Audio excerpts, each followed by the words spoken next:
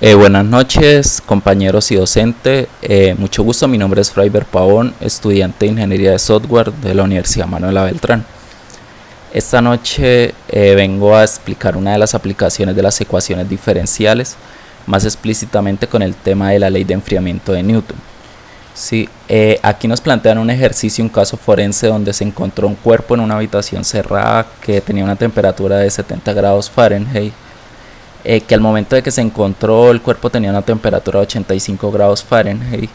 Una hora después de ser encontrado tenía una temperatura de 80 grados Fahrenheit y que se supone que al momento del fallecimiento el cuerpo tenía una temperatura de 98,6 Fahrenheit y nos piden determinar cuánto tiempo transcurrió desde el fallecimiento hasta que el cuerpo fue encontrado. ¿Sí? Eh, para solucionar este ejercicio básicamente extraemos los datos que, como ya le habían explicado, están acá: Tm, temperatura ambiente, la temperatura del cuarto; T sub T, que significa la temperatura que había al momento de que el cuerpo fue encontrado; T sub T más 1, que significa la temperatura que tenía el cuerpo una hora después de ser encontrado; y T sub 0, que es la temperatura que tenía el cuerpo al momento del fallecimiento. Entonces, lo primero que debemos tener claro es que la temperatura, la ley de enfriamiento de Newton, dice que la diferencial de la temperatura sobre la diferencial del tiempo es igual a la constante de cambio de temperatura por la temperatura menos la temperatura ambiente. ¿Sí? Lo que procedemos es aplicar una propiedad de las ecuaciones diferenciales, que es separar las variables por variable y juntarlas al mismo lado del igual. Por lo tanto, a un lado llevamos todo lo referente a la temperatura y al otro lado lo referente al tiempo.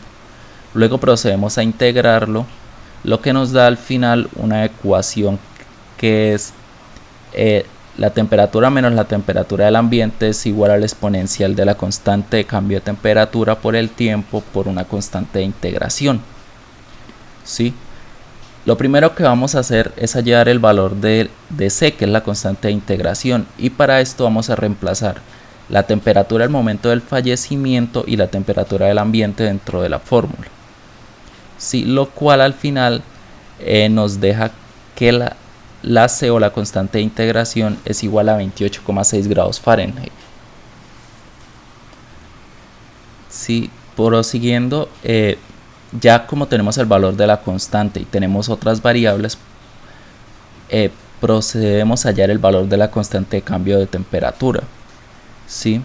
Entonces, para esto tomamos la temperatura del ambiente y la temperatura que tenía el cuerpo una hora después de ser descubierto, que es de 80 grados Fahrenheit. ¿Sí? Entonces reemplazamos valores, llevamos al mismo lado del igual todo lo que puede unirse, que en este caso son 10 sobre 28,6 grados Fahrenheit. ¿Sí? Y luego aplicamos logaritmo natural para eliminar el exponencial y poder tener la variable para despejar, lo cual nos deja que la constante de cambio de temperatura es igual al logaritmo natural de 10 sobre 28,6 sobre T más 1. Así que, como había explicado antes, T más 1 es la hora en que del descubrimiento más una hora después.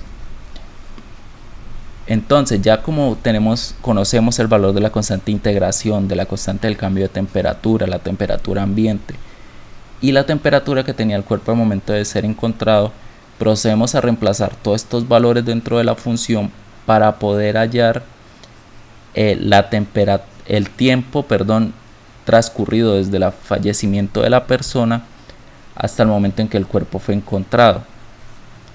Luego de realizar todas las operaciones, nos da que el tiempo que transcurrió desde el fallecimiento hasta que el cuerpo fue encontrado fueron 1,6 horas aproximadamente, que corresponden a 96 minutos.